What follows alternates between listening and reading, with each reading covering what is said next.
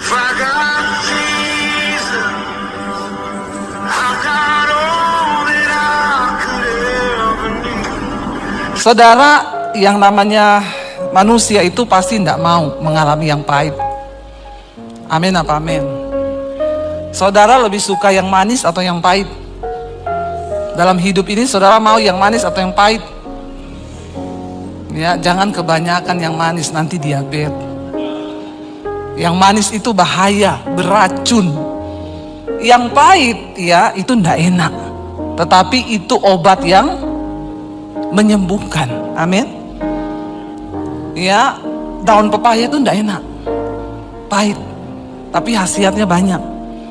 Saudara makan sayur pare itu tidak enak, pahit, tapi khasiatnya banyak. Ya, bahkan obat segala macam yang pahit itu tidak enak. Saudara, di hidup ini kita pun sama. Kita mau menikmati hanya yang manis-manis saja. Siapa manusia yang mau pergumulan? Siapa orang yang ingin mengalami masalah di hidupnya? Kita ingin rumah tangga kita beres, kita ingin pekerjaan kita beres, kita mau pelayanan kita beres. Dan saya yakin tidak ada satupun dari saudara yang berdoa, Tuhan halangi pekerjaanku Tuhan. Ada yang berdoa begitu? Tuhan batalkan bisnisku Tuhan. Enggak ada orang yang berdoa seperti itu. Kita semua berdoa mengharapkan yang baik yang terjadi di hidup kita. Tapi percayalah saudara, engkau mau atau tidak, seringkali Tuhan akan mengizinkan yang pahit itu datang. Kita nggak pernah minta yang pahit itu datang. Tapi masalahnya, kita ini manusia nggak mau diproses. Tapi Tuhan kita, Tuhan yang mencintai, proses. Kalau kita nggak sesuai dengan cara kerjanya Tuhan, makanya banyak orang murtad. Banyak orang nggak mau lagi percaya Tuhan. Banyak orang yang imannya kandas di tengah jalan.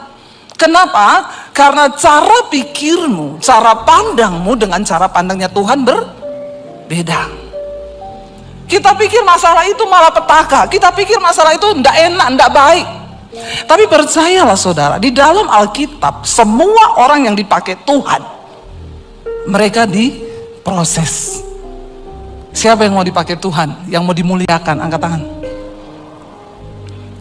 Berarti saudara juga mau siapa yang mau diproses? Angkat tangan. Mulai turun, tidak semua lagi. Ya, orang Kristen hanya mau yang enak. Saudara, ketika Tuhan memberikan mimpi besar kepada Yusuf, lalu Yusuf menceritakan mimpi itu kepada keluarganya, apakah keluarganya senang dan mendukung dia? Mereka bilang, wow hebat kau Yusuf, ya engkau luar biasa dipakai Tuhan. Oh ya, ayo kita sama-sama dukung mimpimu. Seperti itu? Enggak. Waktu Yusuf menceritakan mimpinya, pandangannya saudara-saudaranya ngomong apa? Sombong banget. Ya kan? Oh, ya, kamu merasa lebih hebat dari kita. Lihat aja kamu. Apa yang terjadi? Mereka mencoba membunuh Yusuf, bukan hanya membunuh mimpinya, tapi mereka mencoba membunuh Yusuf. Tadinya mereka mau masukin dia ke dalam sumur, lalu mereka pikir, rugi banget ya kita masukin dia ke dalam sumur, kita nggak dapat apa-apa. Jual aja supaya dapat duit. Ya, zaman sekarang bahaya saudara. Seringkali demi keuntungan, orang tuh rela mencelakai teman, sahabat, bahkan saudara sendiri. Itu terjadi. Tapi kita lihat bahwa semua pun itu Tuhan izinkan untuk menjadikan kita ini dibentuk, diproses menjadi lebih indah. Ketika Yusuf mendapat mimpi dari Tuhan, apakah langsung dia bilang gini, Tuhan oke, saya terima mimpi itu, mulai sekarang hidupku enak karena aku dapat visi besar dari Tuhan. Begitu? No. Ketika kita mendapat visi besar dari Tuhan, saat itulah bersiaplah engkau untuk diproses. Makanya kalau ada orang Kristen datang sama saya, Bu, berat banget yang saya alami sekarang. Saya bilang, wow, puji Tuhan. Berarti engkau berharga di mata Tuhan. Makanya Tuhan izinkan kau diproses. Saudara, cara kerjanya Tuhan itu selalu diproses dulu baru dimuliakan. Tapi semua orang Kristen maunya cepat-cepat muliakan, jalan pintas. Tapi Tuhan gak seperti itu. Kita harus melalui proses. Yusuf difitnah di rumah Potifar, di penjara, dia masuk penjara. Ya, tapi kita tahu bersama, bagi Tuhan, Yusuf tidak ada cara lain untuk engkau menuju istana raja. Pintu penjara adalah jalan untuk Yusuf menuju ke istana raja. Semua proses kepahitan yang kita alami, mungkin itu jalan Tuhan, saudara. Makanya jangan terburu-buru. Saya itu kalau orang datang, Bu saya ada masalah Bu, doakan saya. Doakan apa? Biar cepat selesai. Enggak. Saya tidak akan berdoa supaya masalahmu cepat selesai. Saya akan berdoa supaya kau ngerti maksud Tuhan di balik masalah itu. Kalau kau sudah ngerti, bagi Tuhan menyelesaikan masalahmu itu hanya semudah Dia berfirman. Tapi bagi orang Kristen itu, ya, banyak yang gak mau, gak sabar. Saya bilang, kalau kamu bikin jalan pintas lewat masalah ini, bisa banget, bisa. Kamu minta tolong, kamu punya kenalan, orang hebat, kamu punya koneksi. Tapi engkau akan mengalami ini lagi. Gak tahu bulan depan, tahun depan akan sama persoalanmu. Engkau gak akan pernah lulus. Kenapa? Karena kau tidak mengerti kehendak Tuhan di balik masalah itu. Saya punya teman, saudara, dia pengusaha, banyak duit. Setiap kali ada masalah, gampang, tinggal panggil koneksi, telepon sana sini, beres. Ketika dia mendengar khotbah saya, dia bilang, aduh Ibu Debbie, kita harus mengandalkan Tuhan ya. Iya. Hari-hari ini dia telepon saya, Bu, ini sebenarnya Bu, saya telepon si A si B, beres nih masalah saya Bu. Tapi saya dengar khotbahnya Ibu, tapi kok nggak beres-beres ya Bu? Saya bilang, Bapak mau coba tolong diri sendiri? Silakan kalau Bapak mau pakai cara lama. Pak, orang itu kalau mau dimurnikan Tuhan, Pak, memang berat, Pak. Sampai kedaginganmu itu menjerit, berteriak. Dia bilang, sampai anak saya, buah saya bilang begini, Bapak kok sekarang jadi begini ya Pak, jadi tolol. Saya bilang, memang orang itu melakukan firman, kelihatannya tolol. Tapi di situ engkau mulai mengandalkan Tuhan. Jangan pakai cara lama. Engkau akan mengalaminya lagi dan lagi dan lagi. Saya bilang, karena itu saya melihat Bapak ini pengusaha sukses, tapi engkau gak pernah menikmati kekayaanmu. Karena engkau selalu pakai cara manusia, engkau gak pernah mengandalkan Tuhan. Ya, berat saudara. Kita lihat Daud, ketika Daud diurapi menjadi raja di umur belasan tahun, maka di situ dia juga mulai masuk dalam proses. Dia dibenci sama Saul. Musuh terberat Daud dalam hidupnya bukan orang Filistin, bukan orang Amalek. Siapa musuh terberat Daud dalam hidupnya? Saul, yang adalah rajanya sendiri. Orang yang dekat di hatinya. Orang yang dianggap diurapi Tuhan. Yang kedua, siapa musuh terbesar Daud di dalam hidupnya? Bukan orang Filistin, bukan orang Amalek, tetapi Absalom, anaknya sendiri. Tidak mudah bagi Daud, seorang yang diurapi Tuhan. Dia harus menghadapi kenyataan di mana anaknya pun memberontak terhadap dia. Enggak jaminan saudara seorang hamba Tuhan lalu anaknya juga nurut. Kita kan nggak bisa mengontrol semua orang. Ya, ketika Daud menghadapi Absalom, saudara, dia harus melarikan diri ke padang gurun. Dia harus melarikan diri menyeberangi sungai. Cuma gara-gara apa? Tiba-tiba Absalom merebut tahtanya dan mengusir Daud dari istana, bahkan ingin membunuh Daud yang adalah ayahnya sendiri. Dan akhirnya ketika Daud melarikan diri, 2 kali Tuhan beri dia kesempatan untuk bisa bunuh Absalom, saudara. Bunuh Saul, ya. Saul mengejar mereka, lalu Daud berdiri di samping Saul yang sedang tertidur pulas. Anak buahnya bilang, Raja, firman Tuhan digenapi bahwa Tuhan mengirimkan musuhmu di hadapanmu. Hari ini habisi dia. Aku akan tikam pedangku ke dalam lambungnya. Saul berkata, Jangan kau sentuh orang yang diurapi Tuhan. Akhirnya dia potong jubahnya Saul.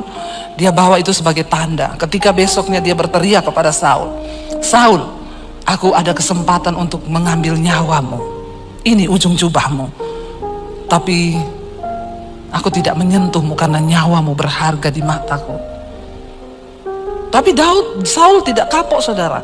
Dia terus mengejar Daud untuk membunuhnya. Nggak main-main penderitaan yang Daud alami. Sampai waktu yang kedua kali pun Saul tertidur. Daud berdiri di sampingnya. Anak buahnya berkata, Tuhan izinkan aku tusukkan tombakku ke lambungnya. 1 kali tusukan saja dia mati. Daud berkata, kalau memang Saul akan mati, maka dia akan mati karena dia menemukan ajalnya. Karena Tuhan yang mengambil nyawanya, tapi bukan tanganku yang mengambil nyawanya.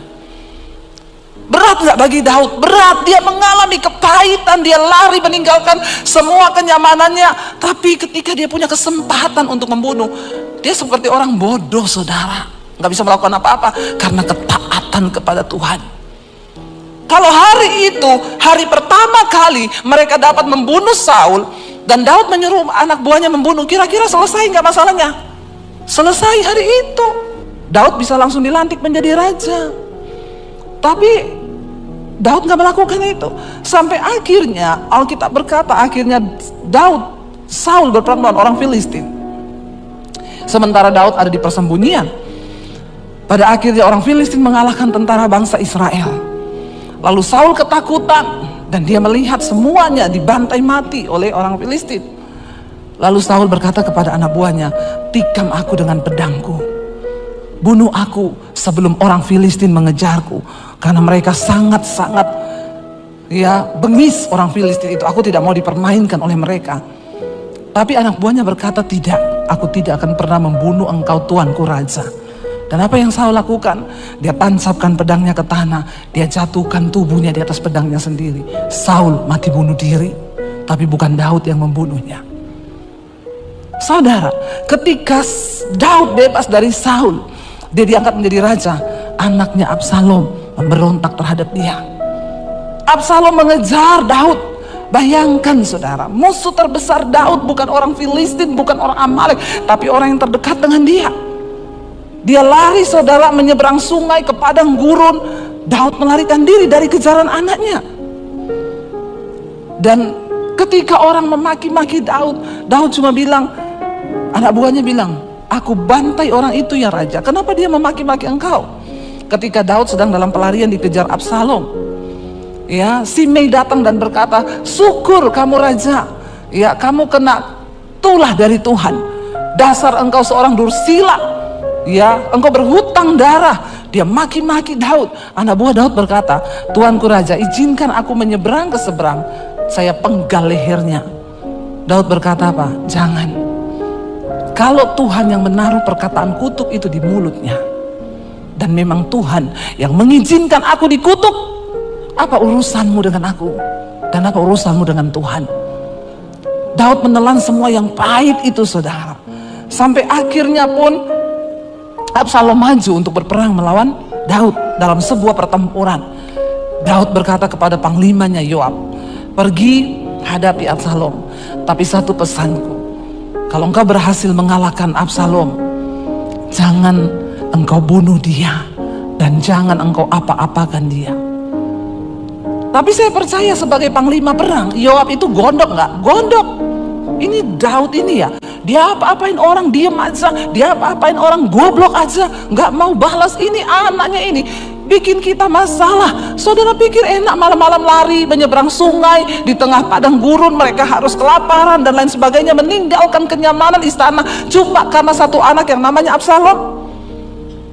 Tapi Daud bilang, jangan kau bunuh dia, karena dialah anakku. Kenapa saya bilang itu penderitaan yang paling pahit bagi Daud? Karena itu musuh terbesarnya, tapi dia tidak tega untuk membunuhnya. Dia bisa melakukannya, tapi dia nggak bisa lakukan itu. Saudara, apa yang terjadi? Akhirnya ketika mereka maju berperang, Absalom menunggangi bagalnya kudanya dengan seluruh persenjataannya. Tiba-tiba kepalanya nyangkut di pohon. Dan kudanya lari sendiri, Absalom kepalanya nyangkut di pohon. Ketika orang melaporkan kepada Yoab, panglimanya Daud, Absalom tergantung di pohon. Yoab datang membawa tombaknya. Dia tikam lambungnya Absalom dan Absalom mati. Dan ketika Absalom mati, Daud berduka cita. Daud menangis saudara. Seharusnya itu menjadi sorak-sorai, sebuah kemenangan ketika mereka pulang berperang. Orang kalau pulang perang kan bersorak-sorai kan. Tapi ketika itu mereka masuk ke Israel, itu seperti orang yang kalah perang. Karena mereka tahu Daud berduka cita atas kemenangannya kematian anaknya sendiri. Kemenangan berubah menjadi kesedihan. Saudara bisa bayangkan apa yang Daud alami.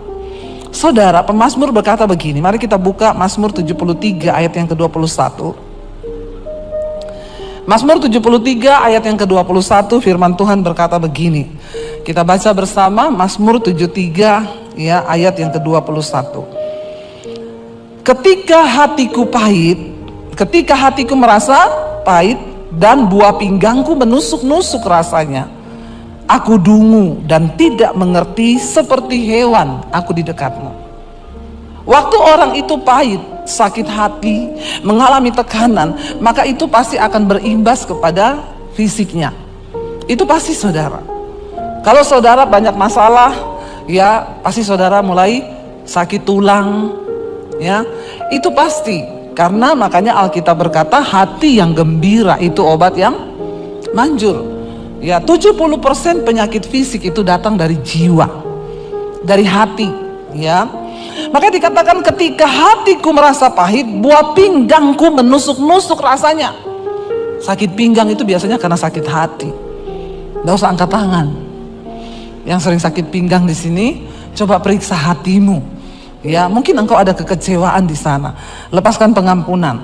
Aku dungu dan tidak mengerti, seperti hewan aku di dekatmu. Ketika kita mengalami sesuatu yang berat di hidup ini, kadang-kadang kita ini udah nggak ngerti, bahkan mau ngapain lagi kita udah nggak tahu mau ngapain. Aku ini dungu, bodoh seperti hewan, sudah nggak bisa mikir. Saudara, saya tadi baru teleponan dengan seorang ibu, luar biasa. Ibu ini mengalami kepahitan yang bukan kepahitan yang dibuat manusia. Jadi beberapa waktu yang lalu saya pelayanan di satu kota. Dia suruh saya doakan anaknya yang menikah sudah beberapa tahun tapi belum punya anak. Jadi saya panggil anak itu, saya doakan, saya tumpang tangan perutnya. Puji Tuhan, setelah saya pulang sebulan kemudian anak itu hamil. Ya, seneng, keluarga ini seneng, anaknya hamil. Ya, sebulan yang lalu dia melahirkan, saudara. Semua seneng, ya, mamanya seneng dapat cucu. Tiba-tiba ketika anaknya baru berumur 1 bulan, Kamis kemarin, anak ini meninggal. Tapi bukan bayinya, tapi mamahnya. Jadi anak dari ibu ini. Saudara bisa bayangkan, sebuah kebahagiaan tiba-tiba berubah menjadi sebuah hal yang pahit. Inilah hidup, ini hidup. Ikut Tuhan itu tidak selalu yang manis. Kita harus mempersenjatai diri kita bahwa ikut Tuhan itu bukan cuma yang enak-enak. Saya selalu berkata, saudara, kepada anak Tuhan, engkau ikut Tuhan bukan supaya engkau tidak mengalami masalah di hidupmu. Kenapa engkau harus dekat dengan Tuhan? Karena ketika engkau mengalami masalah, engkau akan beroleh kekuatan sebab engkau dekat dengan Tuhan. Jangan kau kecewa. Banyak orang datang, Bu, kenapa Tuhan, Bu? Kenapa, Bu? Saya sudah sungguh-sungguh ikut Tuhan, saya sudah begini. Saya bilang, kau itu dekat Tuhan bukan supaya hidupmu gak ada masalah. Dunia ini tempatnya masalah. Kalau saudara gak mau hadapi masalah, silakan pergi dari dunia. Iya apa iya? Makanya kalau orang datang, Bu Debbie, saya itu banyak masalah di hidup saya, kenapa gak pernah selesai? Ibu sudah capek hidup? Ngomong, Bu, nanti saya doakan. Karena hanya di dunia orang mati tidak ada masalah. Selama kita hidup pasti ada masalah. Tapi jangan cari-cari masalah buat lo. Jangan cari masalah. Karena hidup ini kita lurus-lurus aja, banyak masalah. Kemalangan orang benar itu banyak. Orang benar loh, kemalangannya banyak, saudara. Makanya jangan suka menghakimi juga. Kalau ada orang dalam masalah itu ada dosa, itu pasti ada gini. Enggak, sering kali Tuhan izinkan yang pahit. Saya ingat dulu kami satu keluarga tabrakan, saudara. Mau pelayanan ke Anyer, di mobil kita nyanyi lagu rohani. Ku diberi kuasa dari Raja Mulia. Suami saya nyetir, anak saya 3 di belakang, saya di depan. Saya pakai suara 1, suami suara 2, bagi suara kita di mobil. Kurang apa? Mau pergi kita berdoa loh, Tuhan sertai perjalanan kami, segala roh maut kecelakaan kami patahkan, hancurkan dalam nama Yesus. pas kita mau exit tol di Cilegon, itu udah mau keluar, suami saya bangunin saya, siapin uang tol, waktu itu belum pakai kartu. Saya lagi ambil di tas begini, saya tidur, anak-anak semua tidur di belakang. Saya lagi ambil duit begini, tiba-tiba saya dengar suami saya bilang, Tuhan Yesus tolong. Saya ini baru mau tanya, maksudnya Tuhan Yesus tolong kenapa? Tiba-tiba saudara, saya merasakan benturan yang keras sekali di mobil kami. Mobil kami terlempar, terbalik ke sebelah. Dan itu makanya makanya kenapa kita ini harus selalu hidup kudus, saudara. Kematian itu hanya berjarak 1 detik dari hidup kita. Ngeri. Kita tuh kalau mati begitu, saudara, kita ini udah gak sempat bertobat. Waktu mobil ternyata ada bus dari belakang kami, busnya namanya laju prima, lajunya bener-bener prima. Kami ini mobil posisi berhenti di jalan tol. Memang jalan tolnya itu menurun dan berbelok begini. Posisi mobil kami itu berhenti mau bayar tol. Dia tanpa rem melaju dari atas dengan kecepatan yang sangat tinggi. Nggak sempat ngerem, jadi suami saya itu banting setir ke kanan, di depan kami masih ada 3 mobil. Dia hantam mobil kami, pas di pojokannya mobil kami terlempar terbalik ke sebelah, lalu dia menghantam lagi 2 mobil, tapi yang paling keras itu di mobil kami karena mobil kami yang kena pertama. Saudara, waktu mobil itu terlempar terbalik-balik begitu, saya itu udah nggak sadar. Itu kita kalau bikin dosa lalu mengalami kayak begitu, saudara nggak akan sempat ngomong, Tuhan ampuni saya selingkuh, Tuhan ampuni saya kepahitan, Tuhan ampuni Tuhan. Nggak akan sempet. Saudara, dalam kecepatan sekian detik saya hilang, udah hilang, nggak ingat apa-apa. Cuma syok, kaget, apa ini, udah nggak sempet berpikir. Tiba-tiba saya buka mata, mobil sudah terbalik, saya kepala di bawah.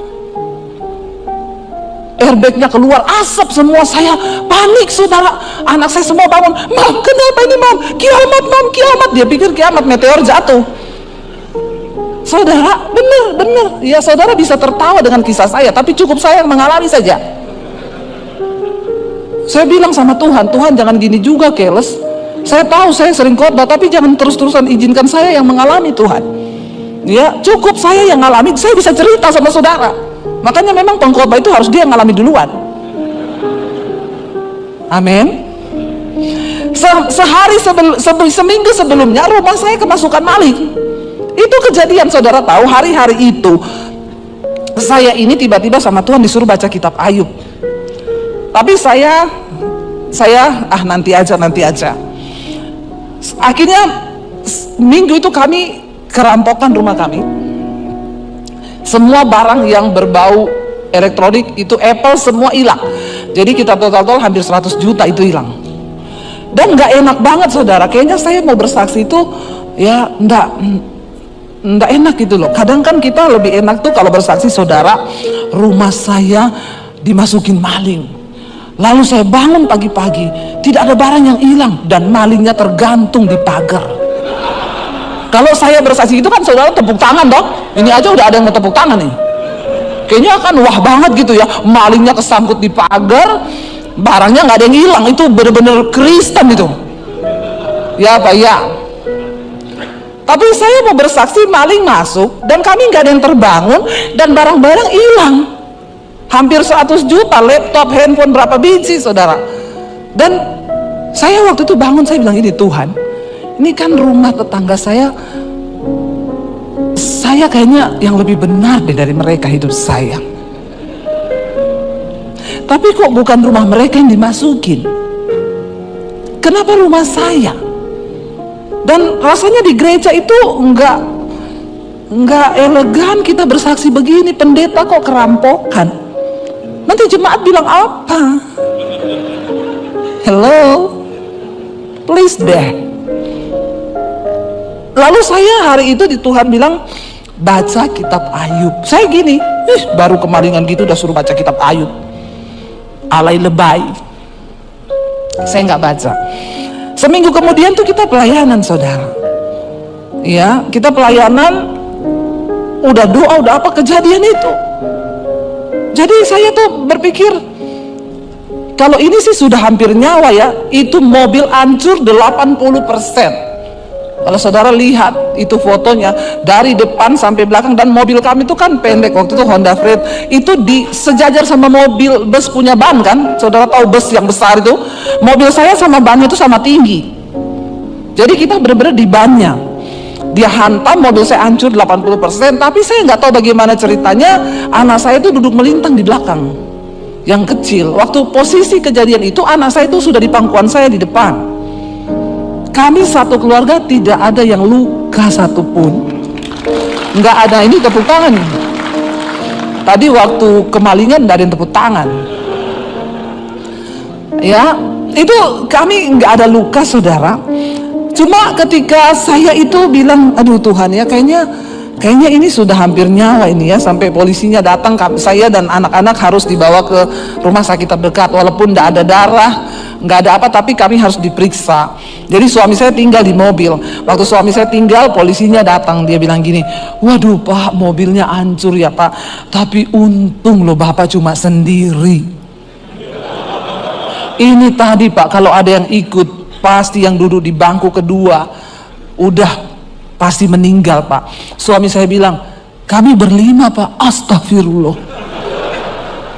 Terus suami saya dipegang punggungnya sama polisi. Terus mana sekarang? Istri saya, anak saya 3 Pak. Polisinya elus-elus suami saya, ikhtifar ya Pak ya, ikhtifar, namanya musibah itu kita tidak ada yang tahu ya Pak. Terus gimana Pak keadaan istri sama anaknya? Suami saya bilang, puji Tuhan nggak ada yang luka, nggak ada yang apa.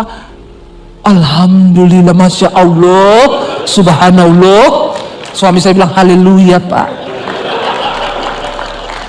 Saudara, akhirnya saya pulang, saudara boleh tepuk tangan, tapi di hati saya nih, saya pahit saudara sama Tuhan. Saya bilang, Tuhan kenapa bertubi-tubi Tuhan? Apalagi ketika ada orang-orang dekat itu WA, SMS, Bu, saya dengar ibu kecelakaan ya. Iya. Introspeksi diri. Itu kata-kata memang memotivator untuk orang semakin kepahitan. Orang lagi ada musibah, ndak usah kau tulis introspeksi diri, ndak usah. Dia pasti sudah, tanpa kau suruh, ndak usah. Kau ndak perlu berkata kalau hanya melukai. Orang-orang Kristen, orang pelayanan, introspeksi diri Bu. Ibu kan hamba Tuhan. Dia tambah ayat lagi, firman Tuhan berkata, rancanganku bukan rancangan kecelakaan. Pret, kau ndak ngalami kau. Saya hanya bisa menelan ludah dan berkata, terima kasih Bu, amin. Saya tuh mencoba introspeksi diri ketika kami mengatakan, Tuhan saya tuh salah apa Tuhan? Kalau saya selingkuh, enak saya langsung tahu, ini pasti karena saya selingkuh Tuhan marah toh. Atau saya lagi kepahitan, lalu ngalamin gitu, ini pasti karena saya kepahitan, nih Tuhan tegur, langsung bertobat. Masalahnya saya cari-cari, saya nggak ketemu salah saya. Stres enggak saudara? Saya pahit sama Tuhan. Kenapa engkau permalukan aku Tuhan? Aku nih hamba-Mu loh. Seolah-olah engkau meninggalkan saya. Iblis bilang, di mana Tuhanmu? Sekarang kau dicerca semua orang. Bertubi-tubi saudara yang datang. Lalu akhirnya puji Tuhan, ya kami nggak mengalami apapun. Kami akhirnya berdoa, saya telan sendiri ya. Ketika kami mengalami itu juga banyak yang menjauh, dipikir kita ini orang kena kutuk. Bertubi-tubi. Lalu puji Tuhan, ya setelah beberapa waktu Tuhan gantiin mobil kita dari yang Honda Freed, dikasih Innova yang terbaru saat itu. Nggak usah tepuk tangan. Nggak usah. Ya. Dikasih Innova yang terbaru. Itu orang yang introspeksi diri tadi yang ngomong begitu. Dia ngomong gini, dia WA saya, Bu, saya dengar ya Ibu mobilnya diganti yang lebih bagus dari yang dulu ya. Ternyata Ibu tabrakan tuh karena Tuhan mau ganti mobil Ibu ya. Jadi saya bilang gini, Ibu mau mobilnya diganti, Mercy? Mau Bu, saya doakan masuk di bawah kontainer. Kadang-kadang orang Kristen tuh otaknya picik. Ya picik kau. Semua hanya diukur dari berkat Tuhan. Semua hanya diukur dari sesuatu yang manis. Ada begitu banyak hal yang saya dapatkan saudara. Waktu saya baca kitab Ayub itu, akhirnya saya baca itu Ayub. Saya baru tahu Tuhan, apa yang saya alami ini gak ada apa-apanya dengan apa yang Ayub alami. Saya nangis waktu itu sama Tuhan. Dan saya harus merasakan itu semua. Saudara, tadi pemazmur itu berkata, dia bilang begini, aku ini dungu seperti hewan aku di dekatmu. Tetapi ayat 23 berkata, kita baca bersama apa ayat 23 bilang, tetapi aku tetap di dekatmu, engkau memegang tangan kananku. Ayat 24 berkata, dan nasihatmu, engkau menuntun aku, dengan nasihatmu engkau menuntun aku, dan kemudian engkau mengangkat aku ke dalam kemuliaan. Walaupun pahit hari ini engkau alami, pastikan engkau tetap berada dekat dengan Tuhan. Sekalipun kau nggak ngerti, aku dungu Tuhan, aku nggak ngerti. Saya tadi teleponan dengan ibu yang anaknya itu meninggal. Dia nangis, saya bilang, ibu, saya turut bersimpati, tapi bu, jangan pernah berkata Tuhan tidak baik. Dia bilang, iya Bu Debbie, saya tidak menyadari, saya nggak nyangka terjadi seperti ini. Ibu, Tuhan baik. Iya Bu, Tuhan baik Bu. Saya banyak introspeksi diri saya Bu, saya harus lagi lebih mendekat kepada Tuhan. Banyak hal yang saya bertobat dalam hidup ini. Wow, puji Tuhan, itu yang membuat hati saya senang karena dia nggak jauh, tidak lari menjauh. Saudara, mari kita lihat bersama, kita cepat saja Yesaya 38. Ketika Hizkia divonis mati sama Tuhan, dia sakit, dia berkata begini saudara, Yesaya 38 ayat 15. Apakah yang akan kukatakan dan kuucapkan kepada Tuhan? Bukankah Dia yang telah melakukannya? Aku sama sekali tidak dapat tidur karena pahit pedihnya perasaanku. Orang itu kalau pahit pedih memang susah tidur saudara. Iya enggak? Saudara ngalami enggak yang susah-susah tidur hari-hari ini? Banyak pikiran, ya, banyak pergumulan, memang tidak bisa dipungkiri. Apalagi divonis mati. Ya, kita sakit kepala aja nggak bisa tidur. Aduh, jangan-jangan ini saya ada tumor di kepala. Aduh, jangan-jangan ini udah nggak bisa tidur tuh. Ya, itu pasti pahit pedih perasaanku. Aku nggak bisa tidur, dia bilang. Lalu ayat yang ke-16, ya Tuhan. Tapi dia bilang, apa yang bisa kukatakan? Karena semua Tuhan yang melakukannya. Tapi ayat 16 dia bilang, ya Tuhan, karena inilah hatiku mengharapkan Engkau. Tenangkanlah rohku. Buatlah aku sehat. Buatlah aku sembuh. Minta kepada Tuhan supaya dia tenangkan rohmu.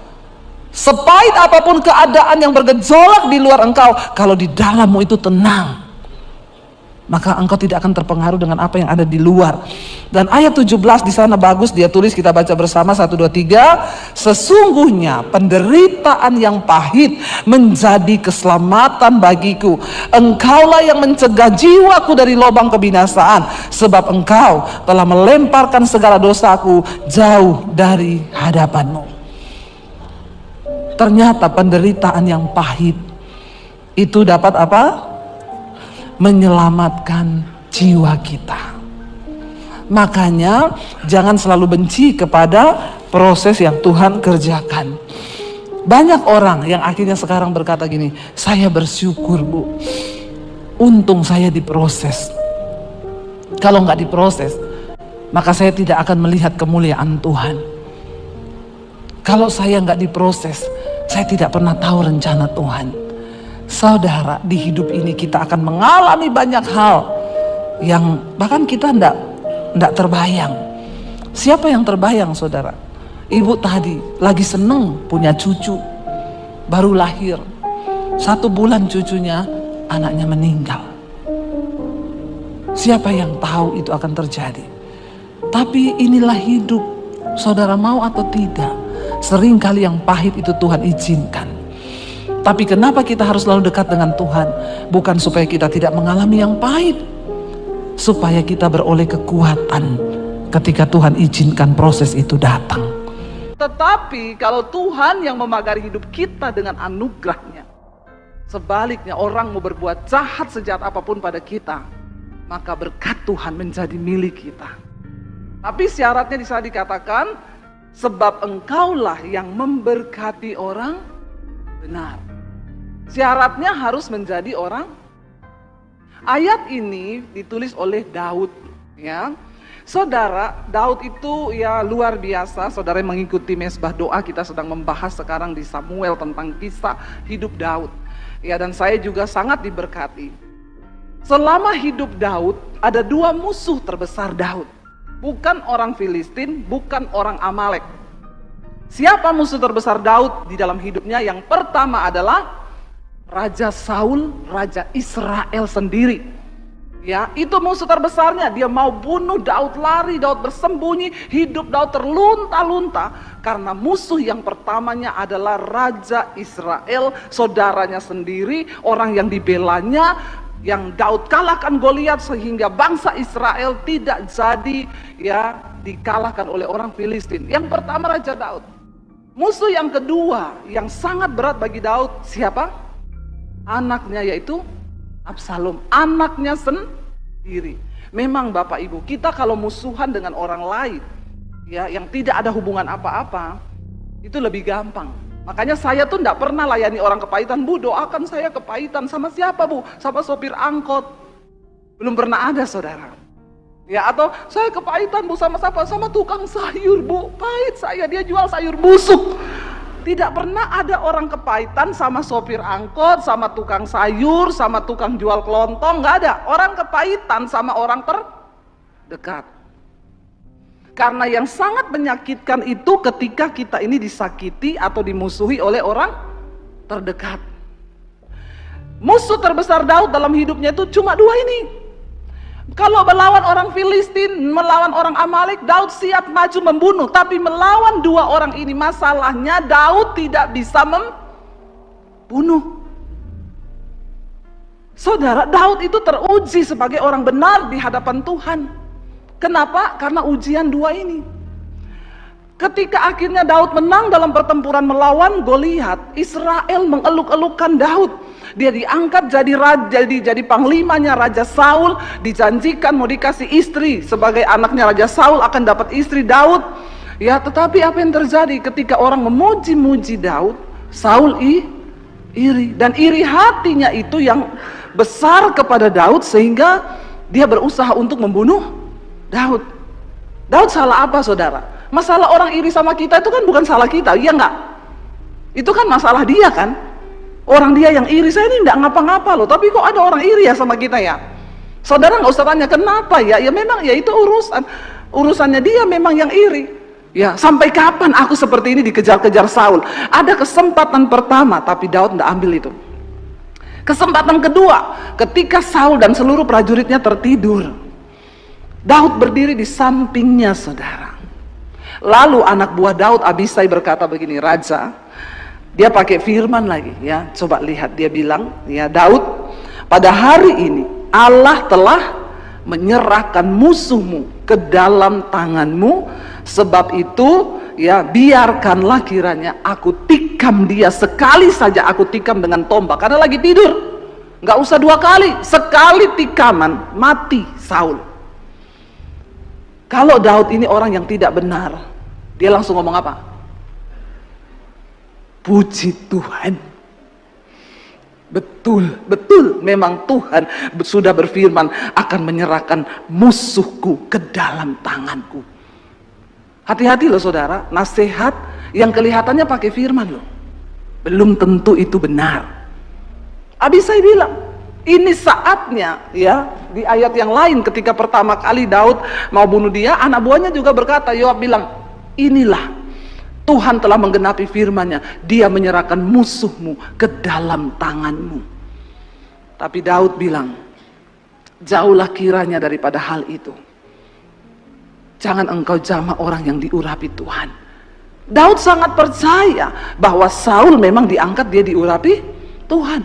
Bahkan sekalipun urapan itu sudah tidak di atas kepala Saul, Alkitab berkata roh Tuhan telah mundur daripada Saul. Tapi Daud tidak mau mengotori tangannya.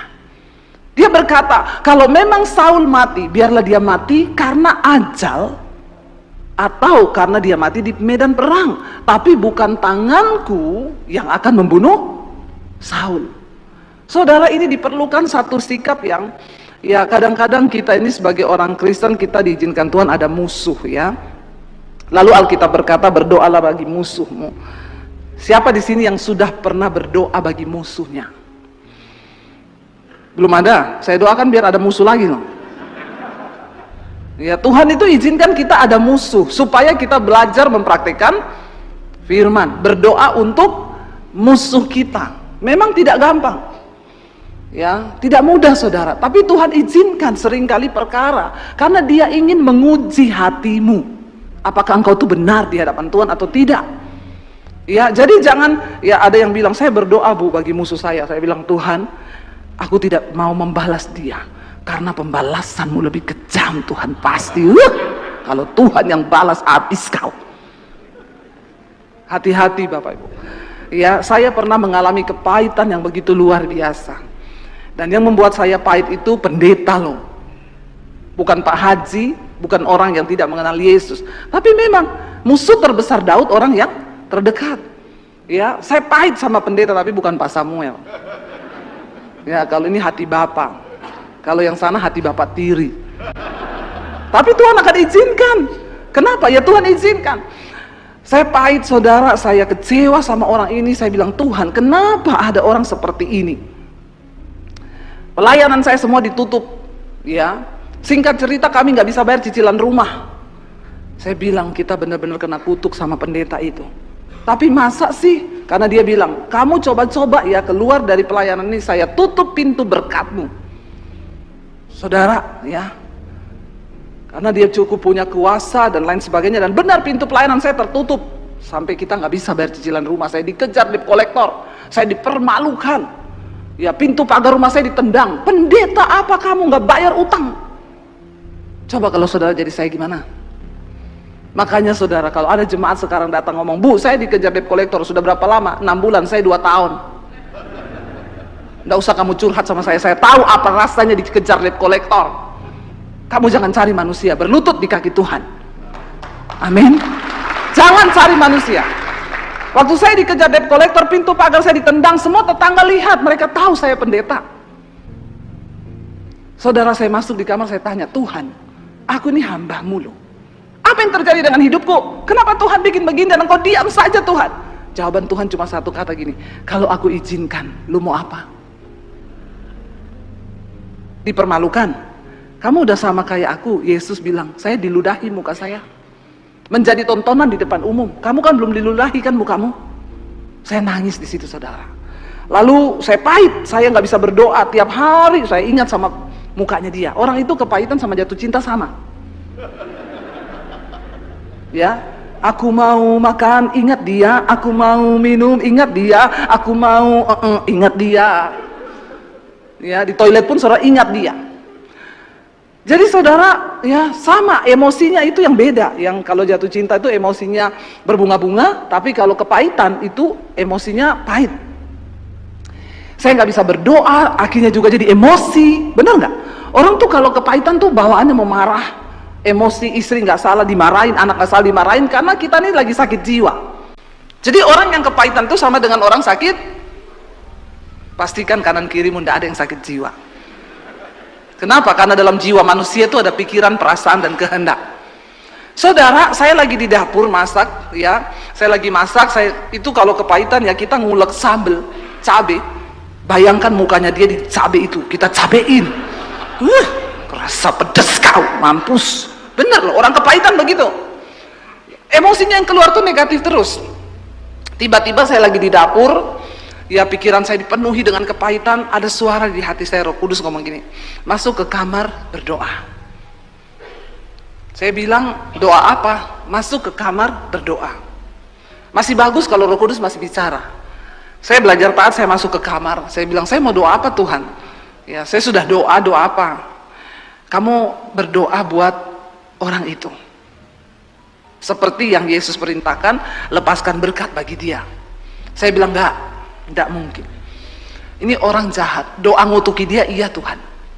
Tapi doa untuk memberkati dia, saya enggak bisa. Tapi Roh Kudus ngomong, tapi kamu harus lakukan itu. Enggak bisa saya Tuhan. Kalau kamu tidak mau melakukan, kamu enggak akan melihat berkatku.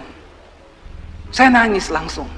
Saya bilang, Tuhan, kalau saya doakan Pak Haji atau orang lain yang berbuat jahat, ada ayatnya Tuhan, Bapak ampuni dia, karena dia tidak tahu apa yang dia lakukan.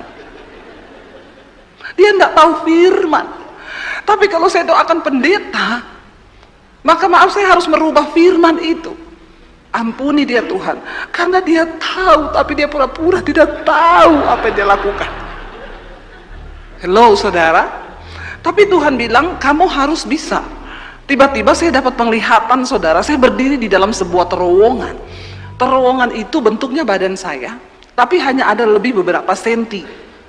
Tapi bentuknya badan saya, kepala saya, ukurannya saya, tapi ada lebih beberapa senti. Dan di depan itu ada sinar terang kemuliaan.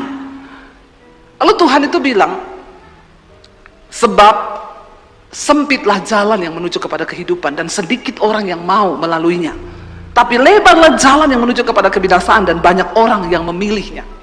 Saya dulu pikir ayat itu hanya jalan kecil dan jalan lebar. Ternyata itu bentuknya terowongan dan ukurannya itu ukuran kita masing-masing. Saya nggak bisa pakai terowongannya Pak Samuel nggak bisa pakai terowongan saya. Itu yang firman Tuhan bilang, Allah itu tidak pernah membiarkan kau dicobai melampaui batas kekuatanmu. Kita ini semua punya terowongannya masing-masing, dan kita harus melewati. Jadi saya harus melewati terowongan itu dengan tangan ke bawah begini, muka lurus ke depan, nggak boleh lihat kanan kiri. Saya harus jalan pelan-pelan, nggak boleh gerak, kalau nggak saya kejepit mati. Seperti itu Tuhan mengibaratkan ketaatan penuh kepada firman, supaya kita ini bisa menjadi orang benar di mata Tuhan. Saya nangis di situ, saya bilang, Tuhan, saya nggak mampu mengampuni dia, terlalu jahat orang ini Tuhan. Tapi karena Engkau yang menyuruh, mampukan saya Tuhan. Karena firman Tuhan berkata, apa yang tidak sanggup Engkau lakukan karena keterbatasanmu sebagai manusia, itu akan dilakukan oleh Allah di dalam dirimu. Kuncinya kita cuma mau, nanti Tuhan yang mampukan. Jadi saya bilang, mampukan saya Tuhan, saya mau, tapi saya tidak mampu. Akhirnya saya mulai nangis di situ, bercucuran air mata, lalu saya mulai sebut namanya. Aku memberkati dia Tuhan. Mulai terjadi perubahan saudara, yang tadinya satu hari kan 24 jam. Satu hari 24 jam, hanya 24 jam. Tapi saya ingat dia satu hari 50 kali. Berarti setiap setengah jam, dia muncul di otak saya. Dan iblis ngomong, jahat ya orang ini. Sebelum saya melepaskan pengampunan, saya bilang, iya jahat memang, dasar lu terkutuk kau. Tapi waktu saya sudah melepaskan pengampunan, dia muncul mukanya. Saya bilang, dalam nama Yesus, aku mengampuni engkau. Saudara, kita itu mengampuni bukan untuk kebaikan dia aja, untuk kebaikanmu, karena itu penawar racun kepahitan. Amin. Makanya Yesus berkata begitu. Akhirnya sehari 24 jam, turun sehari mulai cuma 30 sehari, akhirnya mulai jadi setiap hari saya terus, kalau iblis ingetin dia, iblis itu kerjaannya mengingatkan. Apalagi yang buruk-buruk, iblis ingatin, jahat ya orang ini ya, padahal dia pendeta loh, kenapa dia berbuat begitu sama kamu? Dulu saya bilang, dasar, pahit. Tapi ketika saya sudah lepaskan pengampunan, saya bilang, dalam nama Yesus aku lepaskan pengampunan. Dulu kalau ingat jengkel, sampai terakhir ingatnya sehari sekali tok. Dan ketika ingat dia, saya tersenyum. Terima kasih Tuhan, lewat dia aku bisa belajar tentang pengampunan. Amin saudara. Dan ketika saya lulus, apa yang terjadi? Rumah saya lunas, bukan cicil lagi per bulan, lunas. Tuhan bikin mujizat. Seringkali berkat Tuhan itu terhalang karena kita ini nggak mau taat menjadi orang benar. Daud punya kesempatan untuk membunuh Saul, tapi dia tidak mau mengotori tangannya. Orang benar yang pertama, jaga hidupmu, jaga hatimu, jangan kotor di hadapan Tuhan. Kalau ada dosa hari ini, buang semua itu. Daud melakukan sebuah kesalahan besar dalam hidupnya ketika dia berselingkuh dengan istri Uria, yaitu Betseba, dan dia membunuh Uria di medan pertempuran. Tetapi dia hidup kemudian dalam penyesalan yang begitu luar biasa. Semua orang punya kesalahan. Terlalu sempurna Daud kalau dia nggak bikin salah. Dia bikin satu kesalahan, tapi cukup itu, dan dia bayar semua harganya. Dan Daud lulus sebagai orang benar di hadapan Tuhan. Ya, jangan biarkan tanganmu cemar, jangan biarkan hatimu cemar, supaya engkau terbukti benar di hadapan Tuhan. Jangan cari pembenaran manusia, tapi cari pembenaran Tuhan. Jangan cari muka sama manusia, cari muka sama Tuhan, katakan. Kita cari muka sama manusia, kita kecewa. Tapi kalau kita cari muka sama Tuhan, ini aku loh Tuhan, biar engkau dapati aku benar, ubah hidupku. Tuhan yang menentukan kebenaran kita, saudara. Nggak usah dengar kata-kata orang, nggak usah percaya pada omongan orang, sebab Tuhan tahu siapa milik kepunyaannya. Tuhan tahu siapa milik kepunyaannya. Percuma kita mau pencitraan, kalau Tuhan lihat hidupmu tidak benar, ya maka bukan berkat yang engkau terima, tapi kutuk. Yang kedua, saudara, akhirnya singkat cerita, ketika itu kita baca ya di sana, Daud akhirnya berkata, biar dia mati karena pedang. Akhirnya Daud berteriak dari lembah ke lembah, dia bilang, Saul, ya bangun. Dia bilang, aku membawa tombak dan lembingmu. Artinya apa? Hari ini nyawamu berharga di mataku. Aku tidak membunuh engkau. Lalu Saul menjadi sadar dan berkata, aku telah berdosa di hadapan Allah. Biarlah Tuhan mengampuni aku, tapi mulai hari ini, kata Saul, aku tidak lagi akan mengejar dan membunuh engkau. Karena 2 kali sudah aku berhutang nyawa kepadamu. Akhirnya Saul pergi, saudara tahu kisahnya. Lalu Saul diserbu oleh orang Filistin dan Saul mati bunuh diri. Dia letakkan pedangnya di tanah. Dia suruh anak buahnya Abner untuk bunuh aku. Karena Israel terpukul kalah oleh orang Filistin. Dia bilang, aku tidak mau ditangkap oleh orang Filistin, mereka pasti akan menyiksaku. Bunuh aku dengan pedangku, tolong bunuh aku. Prajuritnya tidak mau. Dia bilang, raja, jauhlah dari tanganku untuk membunuh engkau, rajaku, tolong bunuh aku. Tapi prajuritnya nggak mau. Lalu Saul menancapkan tombaknya, pedangnya di tanah, lalu dia menjatuhkan diri di atas pedangnya sendiri, dan dia mati.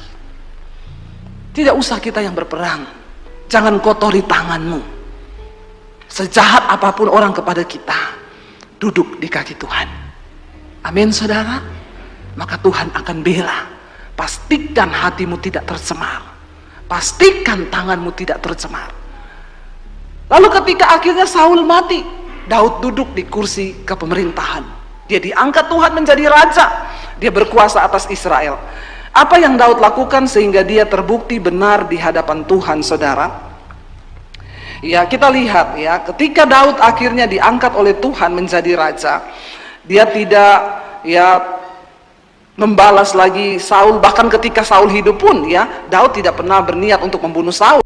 Yang kedua, saudara, kita baca bersama 2 Samuel pasal yang ke-9. Waktu Daud sudah menjadi raja, ya. Waktu Daud sudah menjadi raja, Daud melakukan ini, saudara. Mari kita lihat ya, supaya engkau terbukti benar di hadapan Tuhan. 2 Samuel pasal yang ke-9, ayat yang pertama mulai. Waktu Daud sudah menjadi raja, dia berkata begini, baca bersama. Berkatalah Daud, masih adakah orang yang tinggal dari keluarga Saul? Maka aku akan menunjukkan kasihku kepadanya oleh karena Yonatan. Daud ingat kepada Yonatan anak Saul, ya. Lalu ayat yang berikutnya kita lihat bersama, ayat yang kedua. Adapun keluarga Saul mempunyai seorang hamba yang bernama Siba. Ia dipanggil menghadap Daud. Lalu raja bertanya kepadanya, engkaukah Siba? Jawabnya, hamba tuanku. Ayat yang ketiga. Kemudian berkatalah raja, tidak adakah lagi orang yang tinggal dari keluarga Saul? Aku hendak menunjukkan kepadanya kasih yang dari Allah. Lalu berkatalah Siba kepada raja, masih ada seorang anak laki-laki Yonatan yang cacat kakinya. Ayat yang keempat, tanya raja kepadanya, di manakah ia? Jawab Siba kepada raja, dia ada di rumah Makir bin Amiel. Ayat yang kelima. Ya, sesudah itu Raja Daud menyuruh mengambil dia dari rumah Makir bin Amiel dari Lodebar. Ayat yang ke-6. Dan Mephiboset bin Yonatan bin Saul masuk menghadap Daud. Ia sujud dan menyembah. Kata Daud, Mephiboset, jawabnya, inilah hamba tuanku. Ayat yang ke-7. Kemudian berkatalah Daud kepadanya, janganlah takut, sebab aku pasti akan menunjukkan kasihku kepadamu oleh karena Yonatan ayahmu, dan aku akan mengembalikan kepadamu segala ladang Saul nenekmu, dan engkau akan tetap makan sehidangan dengan aku. Bapak Ibu, kenapa Daud itu akhirnya terbukti benar waktu dia sudah duduk di kursi kepemerintahan raja? Ya, dia tidak ada sedikit pun niat jahat terhadap keturunan Saul. Dia panggil orang cari tahu, masih ada nggak keturunannya Raja Saul? Aku ingin menunjukkan kasih yang dari Allah. Akhirnya ditemukanlah satu yang namanya Mephiboset. Ini anaknya Yonatan, dia cacat kakinya. Ya, lalu akhirnya saudara dia panggil Mephiboset datang ke istananya, dan Alkitab dengan jelas berkata Daud mengembalikan segala tanah-tanah milik Raja Saul, semua kebun anggurnya, semua harta milik Saul dikembalikan kepada Mephiboset, dan dia hidup bahagia dengan keluarganya. Bahkan Daud berkata, mulai hari ini engkau akan tetap makan sehidangan dengan aku. Wow, Bapak Ibu, banyak orang ketika disakiti, kepahitannya itu 7 turunan. Ya, pokoknya sampai turunan berikutnya, saya tidak akan pernah mengampuni dia. Tapi hari ini kita belajar, kenapa Daud diberkati Tuhan dan dia dipagari dengan anugerah dan rahmat Tuhan. Kalau saudara mau melihat hidupmu dipagari oleh anugerah Tuhan, ya jangan pernah balas jahat dengan jahat, tapi kalahkanlah kejahatan dengan kebaikan. Mari kita tunduk kepada firman, saudara. Memang tidak mudah. Saya tuh kalau ketemu banyak orang Kristen ya, datang, Bu saya tuh kepahitan, Bu, oh itu mertua saya jahat, ipar saya tuh jahat. Saya jawab begini, doakan. Mungkin mertuamu tuh jahat sama kamu, saya bilang, karena kamu jarang kasih duit. Coba kalau dia makin jahat, kamu makin sayang, kirimin makanan, kirimin roti, tapi jangan kasih sianida. Ya, kirimin dia, kasih duit. Saya percaya tidak ada kejahatan yang bisa kalah dengan kejahatan, tapi karena kejahatan hanya bisa dikalahkan dengan kebaikan. Kalau dia jahat sama kamu, itu artinya kamu kurang berbuat baik sama dia. Tidak ada amin. Tapi orang Kristen tuh ya kalau dinasihatin begitu, Pak, jawabannya gini, enak aja, ibu ndak rasa. Saya bilang, kamu itu telepon saya untuk apa? Minta nasihat firman, kan saya kasih nih nasihat firman. Ya iya, tapi kan karena ibu ndak rasa, ya sudah kamu minta nasihat sama dukun sana. Heran ya, dikasih nasihat sesuai firman, dibantah saudara, dibantah habis.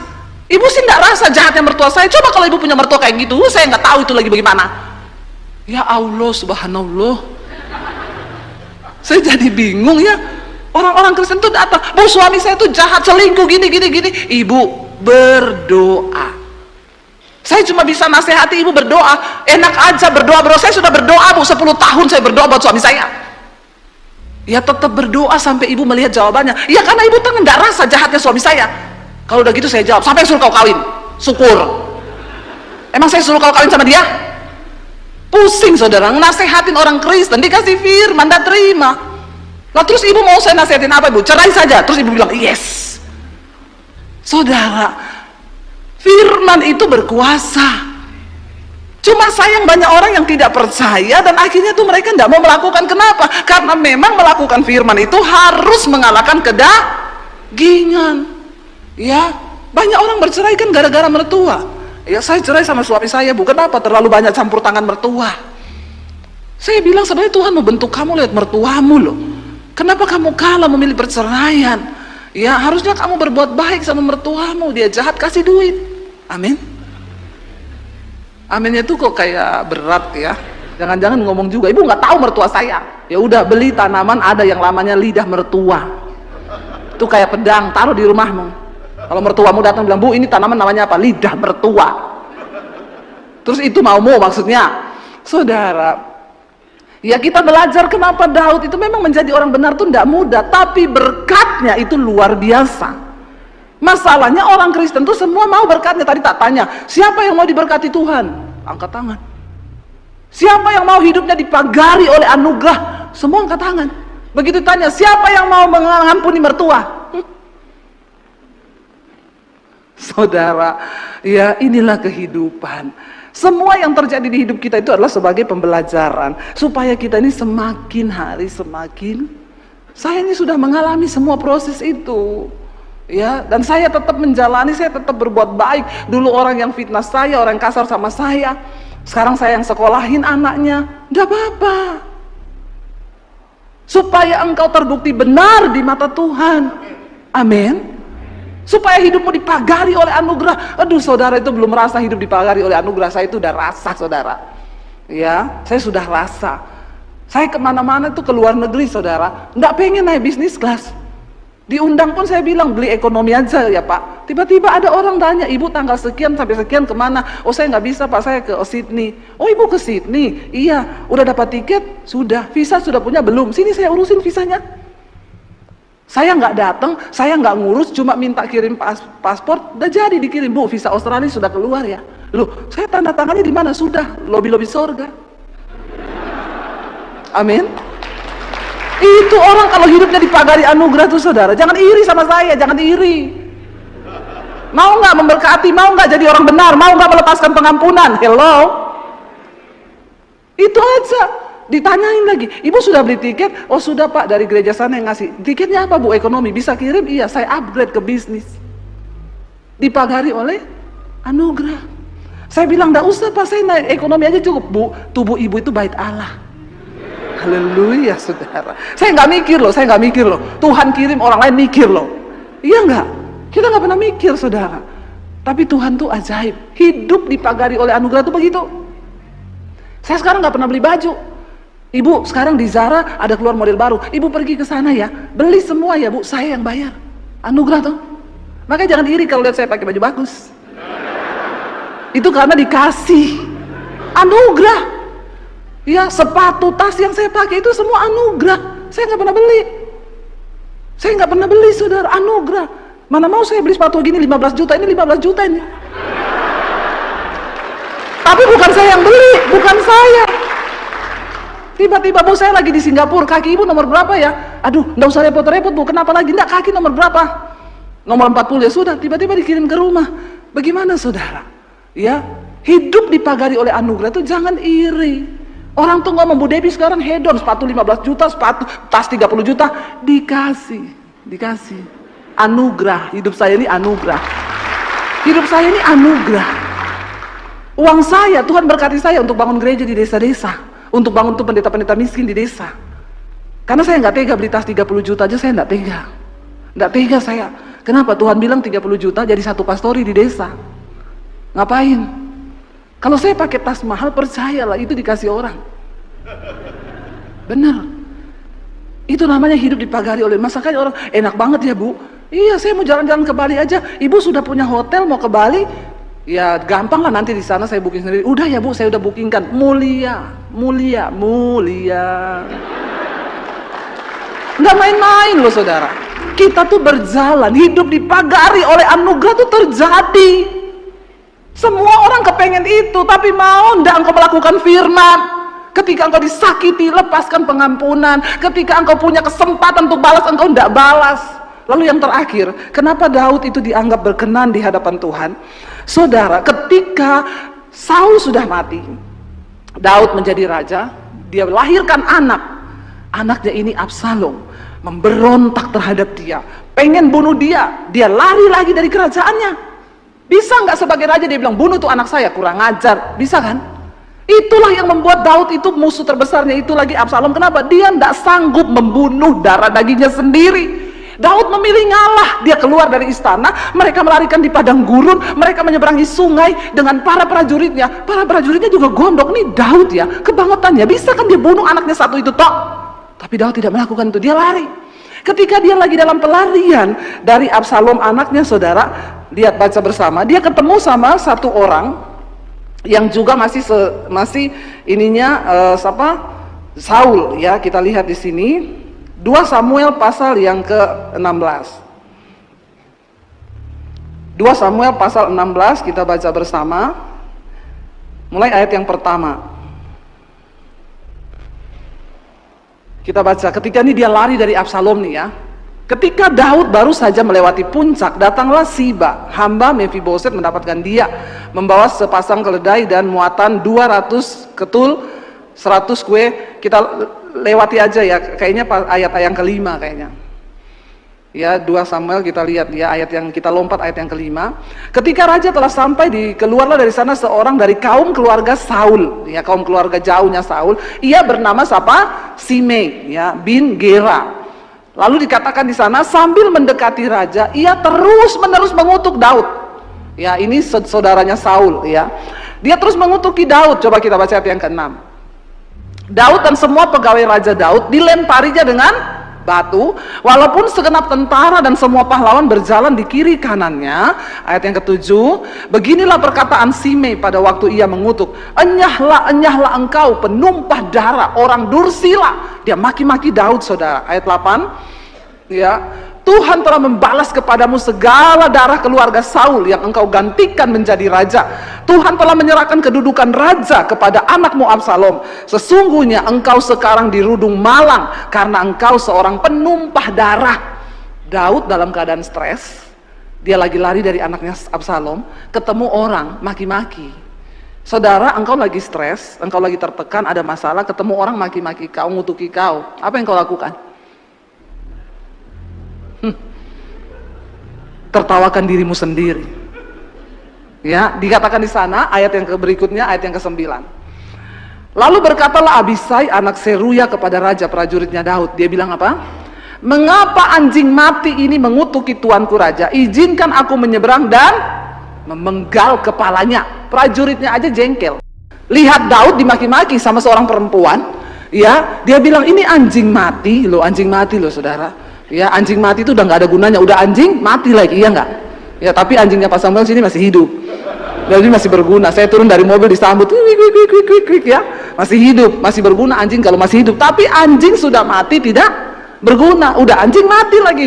Dia bilang, mengapa anjing mati ini mengutuki tuanku raja? Izinkan aku menyeberang, tak penggal kepalanya.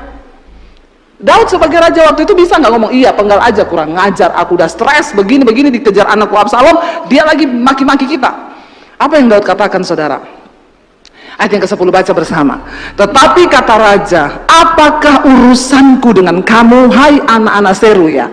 Biarlah ia mengutuk, sebab apabila Tuhan berfirman kepadanya, kutukilah Daud, siapakah yang akan bertanya, mengapa engkau berbuat demikian? Daud jawab kepada anak Seruya, dia bilang apa? Apa urusannya denganmu? Kalau Tuhan yang memang menyuruh dia mengutuki aku, terus aku bisa buat apa?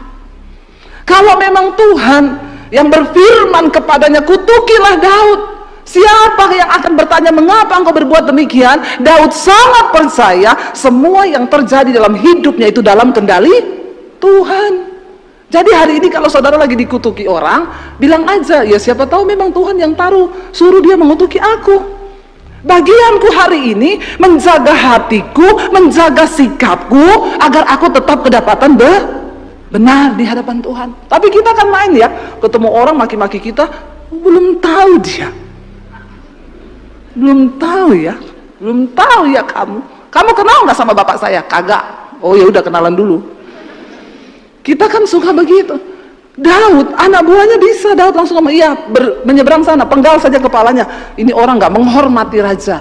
Seringkali Tuhan akan izinkan kita direndahkan. Seringkali Tuhan akan izinkan hal-hal yang pahit menimpa kita. Tapi ingat, semua yang terjadi di hidupku itu adalah seizin Tuhan. Amin. Ya, makanya saya dulu waktu dipermalukan, saya ditelepon pengacara, Bu, saya tuntut itu pendeta ya, dia sudah mencemarkan nama baik ibu, diumumin di multimedia, saya tuntut ya Bu, ibu ndak usah bayar saya. Saya bilang ndak usah Pak, biar dia berurusan dengan Tuhan. Kalau Tuhan yang mengizinkan itu semua terjadi, saya percaya Pak, semua yang terjadi diizin Tuhan dalam hidup saya, itu seizin Tuhan. Kita mau apa kalau Tuhan yang izinkan? Engkau mau marah? Apa hakmu marah sama Tuhan? Hari ini saudara, mari biarlah kita kedapatan sebagai orang benar di hadapan Tuhan. Kita tahu pada akhirnya apa yang terjadi dengan Absalom. Ketika Absalom maju untuk melawan pasukannya Daud, Daud pesan kepada Yoab panglimanya, kamu maju berperang, tapi satu, jangan kau bunuh Absalom. Jangan engkau berlaku kasar terhadap dia, sebab aku mengasihi dia anakku. Tapi Yoab panglima Daud ini udah jengkel. Nih orang bikin masuk kita dalam masalah, kita keluar masuk hutan gara-gara dia. Waktu maju peperangan, Absalom naik kuda, kesangkut kepalanya di dahan pohon. Kudanya lari sendiri, Absalom tergantung di pohon. Tuhan tuh selalu punya cara kok, ya. untuk menggantung kepala orang-orang itu di pohon. Tapi saudara tidak usah berdoa begitu, Tuhan gantung dia Tuhan, tidak usah ya. Ada selalu cara, percayalah, kefasikan tidak akan pernah menang melawan kebenaran. Dan Tuhan selalu ada di pihak orang-orang yang benar. Tapi kenapa Tuhan izinkan itu? Satu, untuk membuktikan kemurnian imanmu, yang imanmu itu lebih murni daripada emas yang teruji di dalam dapur peleburan api. Saya undang para imam musik maju ke depan. Bapak Ibu, ya kita percaya tadi firman Tuhan berkata, kita baca kembali tadi Mazmur pasal yang kelima ayat 12 tadi, biar ini menjadi renungan kita, supaya kita mau melakukan. Baca lagi satu kali bersama-sama, 1, 2, 3. Sebab Engkaulah yang memberkati orang benar, ya Tuhan, Engkau memagari dia dengan anugerah-Mu seperti perisai. Ingat, kalau kita mau diberkati Tuhan, kita harus percaya bahwa Tuhan berdaulat penuh atas hidup kita. Bangkit berdiri bersama. Mari tutup matamu di dalam hadirat Tuhan. Percayalah, apapun yang sedang kau alami hari ini, itu seizin Tuhan. Tetaplah berespon dengan benar. Tetaplah percaya bahwa Tuhan yang berdaulat atas hidup kita. Tidak lama lagi saudara, Dia hanya mau melihat kesetiaanmu. Sebab cepat atau lambatnya doamu dijawab itu hanya tergantung dari ketaatanmu yang penuh kepada firman Tuhan. Bilang, Tuhan jagai hatiku supaya tidak tercemar, jagai hidup kami supaya tidak ada tercemar oleh dosa apapun. Kami mau menjadi orang benar di hadapan Tuhan, sebab tidak main-main. Firman-Mu berkata Tuhan memberkati orang benar dan membagari hidup kita dengan anugerah dan perisai. Tuhan mau engkau mengalami anugerahnya dalam hidupmu, tapi seringkali dosa yang menjadi penghalang Tuhan bekerja. Hari ini nyatakan imanmu di hadapan Tuhan. Terimalah berkat dari Allah Bapa, cinta kasih dari Tuhan Yesus Kristus, penyertaan Allah Roh Kudus yang akan memenuhi hati dan hidupmu mulai hari ini, bahkan sampai kali yang kedua Tuhan Yesus datang menjemput kita. Namamu tercatat di dalam kitab kehidupan.